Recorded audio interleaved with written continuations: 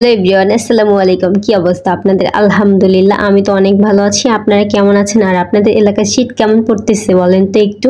আমাদের এখানে তো মোটামুটি অনেকই শীত পড়তেছে, তবে শীত বেশি পড়ুক বা কম পড়ুক, যাই পড়ুক না কেন, তবে রাত্রেবেলা ফ্যান ছেড়ে কম্বল গায়ে দিয়ে ঘুমানোর যে মজাটাই আলাদা। তবে রাতের বেলা শীত যেমন তেমন, সকালবেলা শীতটা না অনেক লাগে, মানে শরীরে, মানে কি আর বলবো, শীতে পুরো জমে যায়।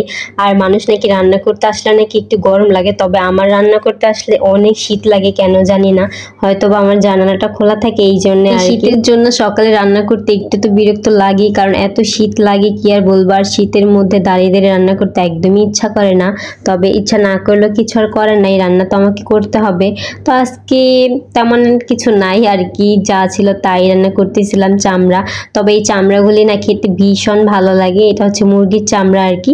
আর এই চামড়াগুলো রান্না করতে অনেকটা সময়ও লাগে, তবে এই মুরগির চামড়াগুলো না লাউ দিয়ে খেতে বেশি ভালো লাগে। তবে আমি ফ্রিজে রেখে দিয়েছিলাম লাউ দিয়ে খাওয়ার জন্য। তবে রাত্রে নিয়ে এবার বলতেছিল যে সকালে নাকি চামড়া রান্না আলু দিয়ে রান্না করে দিত, নাকি অনেক খাইতে ইচ্ছা করতেছিল। আর একটা মুরগি আনা হয়েছিল, আর মুরগিগুলোকে আমি ভাগ ভাগ করে রেখে দিয়েছিলাম। তো মুরগির মাংসগুলো খাওয়া শেষ, এখন হচ্ছে চামড়ার পালা। যাই হোক, আমি হচ্ছে হিসাবই বউ, আর হিসাব করে তো আমাকে চলতে হবে না, এই জন্য আর কি হিসাব করে চলি আর কি। আর এই ছোটো ছোটো আলু খেতে না ভীষণ ভালো লাগে। আলুগুলো একটু ভিজিয়ে রাখতেছিলাম, এখন এই চামিচ দিয়ে সুন্দর করে আলুগুলো খোসা ছাড়াই নিলাম।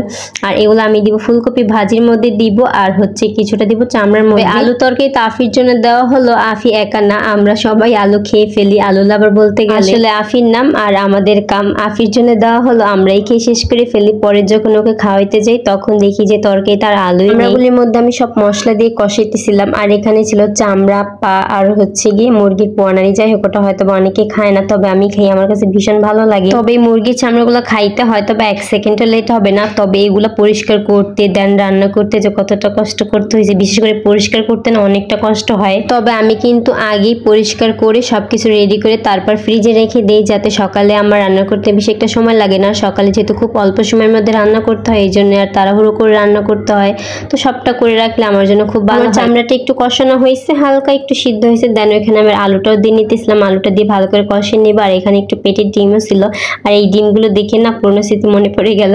মানে আগে যখন, বিয়ের আগে যখন মা যখন মুরগি রান্না করে রাখতো, বিশেষ করে এই পোয়া নাড়ি আর হচ্ছে ডিম বা ঘিলা করলে, যেগুলো না আলাদাভাবে ভুনা করে রাখতো, তবে আমাকে দিত না আর কি। পোয়া নাড়ি আর ডিম নাকি খাওয়া উচিত না, তবে এইগুলো কুসংস্কার। তবে আমি না চুরি চুরি করে খেয়ে ফেলতাম, তখন মার কিছু বলতো না, বলতো থাক, জোর করে খেয়ে ফেলছে, আর কিছু করার নেই। আজকে ভাতটা তো আগেই হয়ে গেছিল, বাট দেখো এই মুরগির সাথে ভাত হয়ে গেল, ভাজিটাও প্রায় হয়ে গেতেছে, বাট এখনো এই মুরগির তরকারিটা হইতেছে না। ও মুরগির তরকারি না, যাই হোক চামড়া তরকারি আর কি, চামড়া যাই বলি না কেন। তবে এটার মধ্যে জিরা গুঁড়ি দিয়ে নিতেছিলাম, অবশেষে আমার তরকারিটা হয়ে গেল।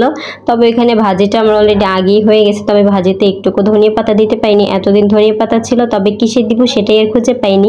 আর এখন যখন ভাজি করলাম তখন দেখি সেই ধনিয়া পাতাগুলো পচে গেছে, দেন ওগুলো ফেলে। আর যে কোনো সবজিতে ধনিয়া পাতা দিলে কিন্তু খেতে ভীষণ ভালো লাগে, তবে আমার না এই শীতের চা খেতে ভীষণ ভালো লাগে, এই জন্য আজকে রং চা করছিলাম আর কি, আদা চা।